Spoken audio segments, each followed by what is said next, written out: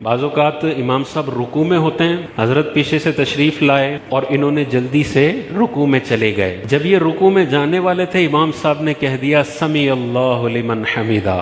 اب یہ بیچارہ ٹینشن میں، مجھے رکعت ملی ہے، مجھے نہیں ملی، میں کیا کروں؟ تو کبھی پڑھ لیتے ہیں، کبھی نہیں پڑھتے۔ اس کا آسان سا حل بتا دیا شریعت نے۔ وہ آسان سا حل یہ ہے کہ رکوع کی جو کم سے کم مقدار ہے، ادنا مقدار ہے، وہ یہ ہے کہ آپ ہاتھ بڑھائیں تو آپ کا ہاتھ گھٹنوں تک پہنچ جائے۔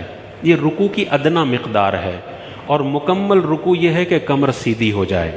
تو اب مقتدی کو امام کے ساتھ رکوع تب ملے گا جب یہ بھی اپنے ادنا رکوع میں ہو اور یہ امام کو ادنا رکوع میں، رکوع کی حالت میں جوائن کر لے۔ یعنی امام صاحب اٹھ رہے ہیں اور یہ نیچے جا رہا ہے، ان دونوں کی جب ملاقات ہو رہی ہے وہ ایسا ٹائم ہونا چاہیے کہ جب امام ہاتھ بڑھائے تو گھٹنوں تک پہنچ جائے اور یہ بھی ہاتھ بڑھائے تو گھٹنوں تک پہنچ جائے۔ تو اس کا مطلب اس کو امام کے ساتھ رکوع مل گیا، کیونکہ امام بھی ابھی رکوع میں ہے اور یہ بھی جا رہا تھا، تو میچ کر گئی ٹائمنگ، یہ رکوع مل گیا۔ لیکن اگر امام صاحب کھڑے ہو گئے، اتنا کھڑے ہو گئے کہ امام صاحب ہاتھ بڑھائیں تو گھٹنوں تک ہاتھ نہیں پہنچتا، اب اس مقتدی کو یہ والی رکعت نہیں ملی ہے۔ اب جب اپنی پڑھنے کھڑا ہوگا تو اس کو مائنس کر دے گا، وہ اس کو بھی پڑھنی پڑے گی۔ اب یہ کیسے پتہ چلے گا؟ ہم تو 10ویں صف میں ہیں، امام صاحب کا کیسے پتہ چلے گا کہ بھئی کدھر ہیں وہ؟ تو غالب گمان کریں، امام صاحب نے سمیع اللہ لمن حمیدہ کے کتنے لفظ بول دیے ہیں، اور نارملی امام صاحب کب کھڑا ہوتے ہیں؟ سمیع اللہ لمن حمیدہ بولنے کے بعد امام صاحب کمر اٹھاتے ہیں